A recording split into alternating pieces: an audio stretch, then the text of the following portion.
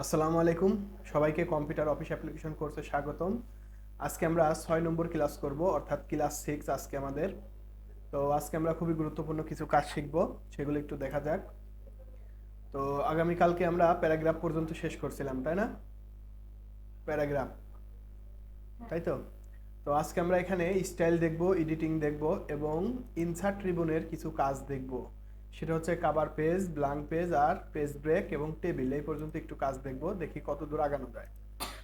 তো প্রথমে এখানে হচ্ছে স্টাইল। স্টাইলটা কিসের স্টাইল? এটা কিন্তু বিভিন্ন ধরনের ফ্রন্টের স্টাইল থাকে। যেমন আমি যদি এখানে লিখি, আমার কিবোর্ড দ্বারা এখানে লিখি, এই ফন্টের বিভিন্ন স্টাইল আমরা এখান থেকে দিতে পারি। দেখেন আমি এখানে প্রিভিউ করে কিন্তু দেখাচ্ছি। হ্যাঁ, প্রিভিউ হচ্ছে না? এখানে বিভিন্ন ধরনের স্টাইল আছে। তো আমরা সচরাচর কিন্তু এখান থেকে নর্মাল স্টাইলটা রাখি। নর্মাল, যেটা আমরা সচরাচর লিখে থাকি সেটা হয় নর্মাল স্টাইল। তো এই প্রথম অপশনটাই হচ্ছে নর্মাল স্টাইল, এটা আমাদের রাখতে হবে। আর এটাই হলো এখান থেকে কাজ। তারপরে কোনো কাজ নেই। এখন আসি হচ্ছে এডিটিং। এখানে এডিটিং এর অনেক গুরুত্বপূর্ণ কাজ আছে। সেটা হচ্ছে এডিটিং এর কাজ করার আগে যদি আমি এখানে কিছু অক্ষর লিখি, যেমন ডি, ছোট হাতের ডি লিখলাম, তারপরে আমি বড় হাতের এস লিখলাম, তারপরে আমি বড় হাতের জিএইচ লিখলাম, কিংবা একটা নাম লিখলাম। আচ্ছা, এই যে লিখলাম, এখন আসি আমাদের যে কাজটা এডিটিং থেকে, সেটা হচ্ছে ফাইন্ড। ফাইন্ডের কাজ হলো খুঁজে বের করা। একটা প্যারাগ্রাফ থেকে বা একটা পেজ থেকে বা একটা প্যাসেজ থেকে কিছু শব্দ বা কিছু অক্ষর খুঁজে বের করা, সেটার কাজই হলো ফাইন্ড। তো আমি এখানে যদি ফাইন্ডে ক্লিক করি, এখানে একটা ডায়লগ বক্স আসবে। যেমন আমি একটা অক্ষর খুঁজতে চাচ্ছি, সেটা হচ্ছে ছোট হাতের ডি। তো ছোট হাতের ডিটা যদি এখানে লিখি, দেখেন এই ডিটা কিন্তু এখানে একটা সবুজ মানে হলুদ রং ধারণ করছে, তার মানে কি ওটা এখানে ধরা পড়ছে। ঠিক আছে? তো ফাইন্ড এর কাজ হলো মূলত খুঁজে বের করা। আমি যদি এখানে এস লিখি, তাহলে দেখবেন যে এখানে এস যে কয়টা আছে, এস ধরা পড়ছে। বুঝাইতে পারছি? আচ্ছা, ফাইন্ড এর কাজ হচ্ছে খুঁজে বের করা। তারপরে একটা কাজ আমরা দেখি এখান থেকে, সেটা হচ্ছে, তো ফাইন্ড আমরা বুঝলাম। যেমন এখানে যদি আমি এখানে আবার আমার নামটাই লিখি ফাইন্ডের ঘরে, তাহলে কি হয়? SUMON লিখলাম। লিখে আমি যদি এখন ফাইন্ড নেক্সটে ক্লিক করি, দেখেন আমার নামটা কিন্তু ধরা পড়ে গেছে। তার মানে ফাইন্ডের কাজ হলো কি? খুঁজে বের করা। হ্যাঁ, কোনো শব্দ, কোনো বর্ণ, কোনো সংখ্যা, কোনো লেখা যাই থাকুক না কেন, সেটাকে খুঁজে বের করা, সেটাই হচ্ছে ফাইন্ড। তারপরে আছে কি? রিপ্লেস। রিপ্লেসের কাজ কি? রিপ্লেস হলো পরিবর্তন করা। হ্যাঁ, রিপ্লেস হচ্ছে পরিবর্তন করা। যে শব্দটা, যেমন এখানে সুমন নাম আছে, আমি সুমন নামটা পরিবর্তন করে অন্য একটা নাম লিখতে চাই, সেক্ষেত্রে ফাইন্ড ওয়ার্ড বক্সে সেই নামটা লিখবো যেটা হচ্ছে আমার, যে নামটা পেজের মধ্যে লেখা আছে সেই নামটাকে ফাইন্ড ওয়ার্ড বক্সে লিখবো। আর রিপ্লেস হচ্ছে পরিবর্তন করা। তাহলে সুমন নামটাকে পরিবর্তন করে আমি অন্য একটা নাম লিখবো। এই যে আমি লিখলাম এখানে শাকিলা। শাকিলা একটা নাম লিখে আমি যদি এখন ফাইন্ড নেক্সটে ক্লিক করি, তারপর এখানে ওকে দেই, দেখেন এই সুমন নামটা পরিবর্তন হয়ে, সরি সরি এখানে হচ্ছে বড় হাতে লেখা, তো আমি ছোট হাতে লিখছি, তো আমাকে বড় হাতে লিখতে হবে অবশ্যই। দেখেন নামটা আমি লিখলাম, সুমন নামটা পরিবর্তন করে এটা লিখবো। তো যেহেতু আমরা রিপ্লেস করব, এখানে যদি রিপ্লেস অল দেই, তাহলে সুমন নাম যদি অনেকগুলো থাকে তাহলে সবগুলো পরিবর্তন হবে, আর শুধু রিপ্লেস দিলে একটা নাম পরিবর্তন হবে। দেখেন, ওকে হয়েছে না?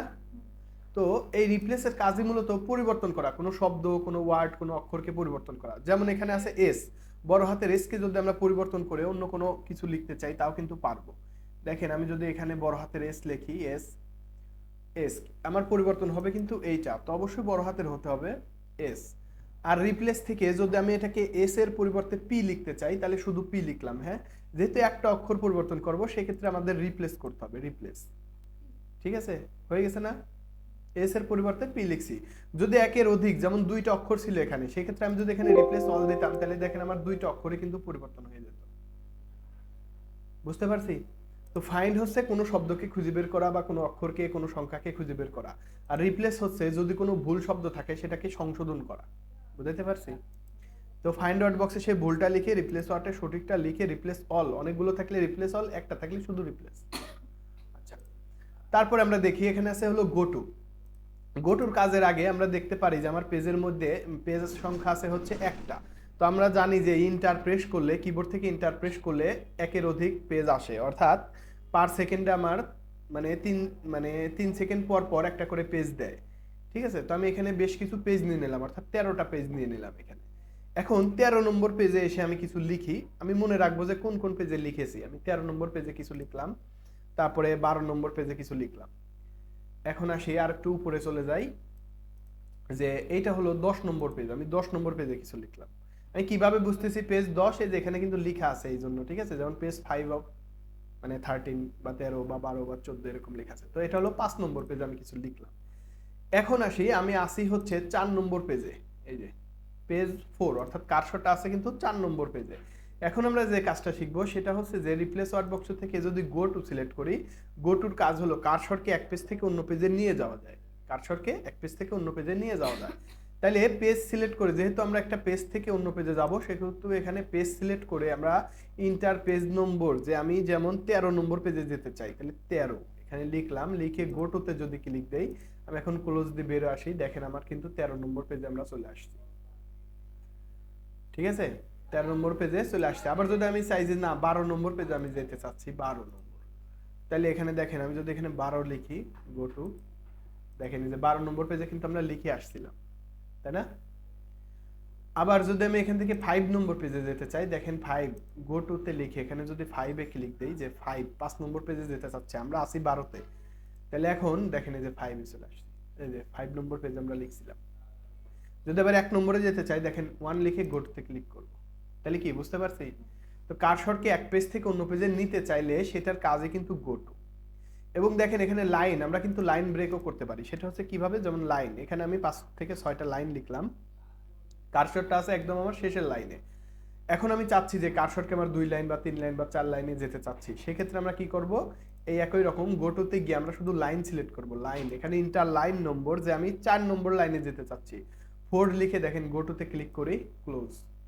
তাহলে কি কার্সরটা কোথায়, 4 নম্বর লাইনে না? এরকম আবার যদি আমি 6 নম্বর লাইনে যেতে চাই, তাহলে একই ধরনের কাজ, এটা লাইন সিলেক্ট করে এখানে 6 যদি লিখে গো টুতে ক্লিক করি, কার্সরটা আমার এখানে 6 নম্বর লাইনে চলে আসবে। আমি একটু ক্লোজ দিয়ে বেরিয়ে আসি, এই যে ধাপ পড়তেছে 1 2 3 4 5 6, বোঝা গেছে? তাহলে একটু সংক্ষেপ করে বলে দিচ্ছি যে ফাইন্ডের কি কাজ। ফাইন্ড হচ্ছে কোনো শব্দকে খুঁজে বের করা, কোনো অক্ষর বা কোনো শব্দকে খুঁজে বের করা ফাইন্ড, আর রিপ্লেস হলো যদি কোনো ভুল শব্দ থাকে সেটাকে সংশোধন করা, রিপ্লেস। আর গো টুর কাজ কি, কোনো পেজে এক পেজ থেকে অন্য পেজে নিয়ে যাওয়া কার্সরকে, বা এক লাইন থেকে অন্য লাইনে নিয়ে যাওয়া, এই হলো মূলত কাজ, ঠিক আছে? তাহলে আমরা এডিটিংটা শেষ করলাম, এখন আসি যে আমরা আচ্ছা, তো এখন আসি যে এখানে ইনসার্ট, ইনসার্টের কাজ হচ্ছে বৃদ্ধি করা। আমরা কি বলছিলাম যে কিবোর্ড শেখার সময় ইনসার্টের কাজ বৃদ্ধি করা শিখেছিলাম, তাই না? আচ্ছা, এখন আসি যে এখান থেকে ইনসার্ট দ্বারা আমরা কিভাবে বৃদ্ধি করা করতে পারি সেটা দেখি। তো এটা হচ্ছে মূলত কাভার পেজ। কাভার হচ্ছে আমরা যদি কোনো বই বা কোনো ডায়েরি বা কোনো কিছুর কাভার পেজ তৈরি করি, যেমন এই একটা ডায়েরি, ডায়েরির কিন্তু একটা কাভার পেজ তৈরি করা আছে, আছে না? যেমন আমরা কোনো বই যদি দেখি, বইয়েরও কিন্তু কাভার পেজ থাকে, এই যে একটা বই, এই বইয়ের কিন্তু কাভার পেজ তৈরি করতে হবে, কারণ পুরাটা তো একটা ডকুমেন্ট, ভিতরে হাজার হাজার পেজ কিন্তু থাকতে পারে। যেমন এখানে 500 পেজ আছে, 500 পেজের একটা বই, এখানেও তো আমার একটা ডকুমেন্টের মধ্যে 5 থেকে 700 পেজ থাকতে পারে। সেক্ষেত্রে আমরা কি কাজ করতে পারি, যে এরকম একটা কাভার পেজ কিভাবে তৈরি করতে পারি, সেটা হচ্ছে, সেটার জন্য আমরা ইনসার্টে যাব, ইনসার্টে গিয়ে কাভার পেজে যাব, আর কাভার পেজে গিয়ে এখানে দেখবো যে বিভিন্ন ধরনের কাভার, আমি যদি মাউসের মানে হুইলটাকে ঘুরাই, তাহলে কিন্তু আমরা দেখতে পারবো।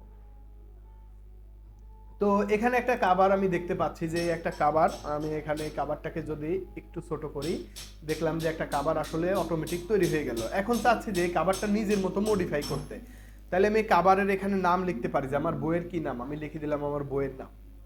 এখন টাইপ দ্য ডকুমেন্ট সাবটাইটেল, এই মানে সাবটাইটেলটা কি হবে, যেমন এটা কম্পিউটার অফিস অ্যাপ্লিকেশনের বই, আমি লিখলাম কম্পিউটার অফিস অ্যাপ্লিকেশনের বই।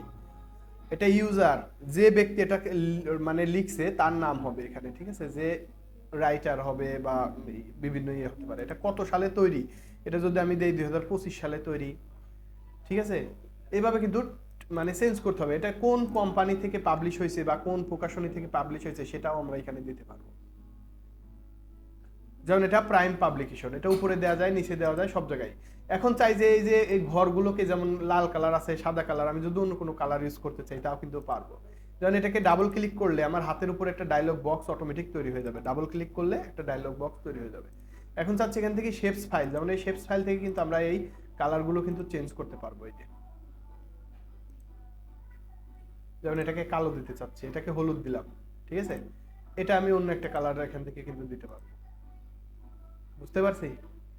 তারপরে কি, এখানে আমি যদি চাই যে না এটা আমার ভালো লাগতেছে না, এটাকে আমি হচ্ছে নিজের মতো করে আমি একটা চিহ্ন দিব বা একটা প্রতীক দিব, তাও কিন্তু আমরা দিতে পারবো এই যে। ঠিক আছে, তাহলে এরকম করেই কিন্তু আসলে আমাদের কাভারগুলা কিন্তু আমরা নিজের ইচ্ছা মতো মডিফাই করতে পারবো বা তৈরি করতে পারবো। এটা হচ্ছে নিজে নিজে প্র্যাকটিসের বিষয়, প্র্যাকটিস করলে অনেক কিছু বুঝতে পারবো। এবং এটার মধ্যে আমি বিভিন্ন কালার, বিভিন্ন কিছু, বিভিন্ন বর্ডার, যেমন ইচ্ছা তেমন করা যাবে, বিভিন্ন এফেক্ট দেওয়া যাবে, যে এখান থেকে বিভিন্ন ধরনের ইফেক্ট আছে, এই এফেক্ট গুলো যদি চাই যে আমরা এই এফেক্ট গুলো ইউজ করবো তাহলে কিন্তু পারবো। আমি যদি এখানে অন্য একটা মানে আইকন আঁকাই তাও আমি নিতে পারবো এই যে। ঠিক আছে, এটা বিভিন্ন ধরনের ইফেক্ট আছে, এখানে ইফেক্ট আছে। তো এটাই হচ্ছে মূলত কাজ, মূলত কভার পেজের কাজটা এইটাই। তো নিজে নিজে মডিফাই করতে হবে, যে কি সুন্দর করে একটা বই যেমন করছে, জাস্ট এইভাবে টাইপ করলেই একটা কভার হয়ে যাবে অটোমেটিক। তো এই হচ্ছে কভার পেজ গেল। তো তারপরে আরেকটা কাজ দেখবো, সেটা হচ্ছে পেজ ব্রেক। যেমন কারসরটা আছে, আমরা এখানে আমার একটা পেজ আছে, তো একটা পেজ থাকার পর আমি যদি এখন দুইটা পেজ নেই, এখন আমি 2 নম্বর পেজে আছি। তো এখন যদি পেজ ব্রেকে ক্লিক করি, দেখেন অটোমেটিকলি কিন্তু আমার একটা করে পেজ তৈরি হয়ে যাচ্ছে, অটোমেটিক হচ্ছে না? তার মানে কারসরটা ওই পেজে গিয়ে ব্রেক করতেছে। অর্থাৎ আমি যদি এইভাবে দেখাই যে এখানে একটা লাইন লিখছি, এই লাইনের প্রথমে আছে কারসরটা, অর্থাৎ আমরা কিন্তু আছি 1 নম্বর পেজে। এখন আমি যদি পেজ ব্রেক করি, কারসরটা কিন্তু আমার অটোমেটিকলি 2 নম্বর পেজে চলে আসবে। এই যে, বুঝাইতে পারছি? এই যে যদি আমি এখন পেজ ব্রেকে ক্লিক দেই, তাহলে দেখেন কি হয়, যে কারসরটা কিন্তু আমার একটা করে পেজ কিন্তু অতিক্রম করতেছে। আমি এখন আছি কোথায়? 6 নম্বর পেজে। বুঝতে পারছি? এটা হচ্ছে পেজ ব্রেক। পেজ ব্রেকের কাজ কি? কারসরকে এক পেজ থেকে অন্য পেজে নিয়ে থামানো। আর এটা তো আমরা জানি যে ব্ল্যাঙ্ক পেজ, ব্ল্যাঙ্ক হচ্ছে কি, নতুন একটা পেজ। আমি যদি চাই যে আমার এই কারসরের নিচে আর একটা পেজ তৈরি হবে, নতুন করে ক্রিয়েশন হবে, সেক্ষেত্রে এই যে ব্ল্যাঙ্ক পেজ। বোঝা গেল? তো এটা হচ্ছে কভার পেজ, এটা হচ্ছে কভার পেজ, আর এটা হচ্ছে ব্ল্যাঙ্ক পেজ, নতুন করে একটা পেজ তৈরি করা কারসরের নিচে। আর এটা হচ্ছে পেজ ব্রেক, অর্থাৎ ওই লেখা সহ, পুরো লেখাটা সহ অন্য পেজে গিয়ে থামা। ঠিক আছে, অন্য কোনো লাইনে গিয়ে থামা, সেটার কাজই হচ্ছে যে এই পেজ ব্রেক। বুঝতে পারছি? তো ঠিক আছে, আজকে এই পর্যন্তই থাক। আগামী কালকে আমরা টেবিলটা, কারণ অনেক বড় ক্লাস, তো টেবিলটা আমরা কালকে শিখে নেব। তো সবাইকে ধন্যবাদ। ক্লাসটি কেমন লাগলো অবশ্যই লাইক কমেন্ট করে জানাবেন।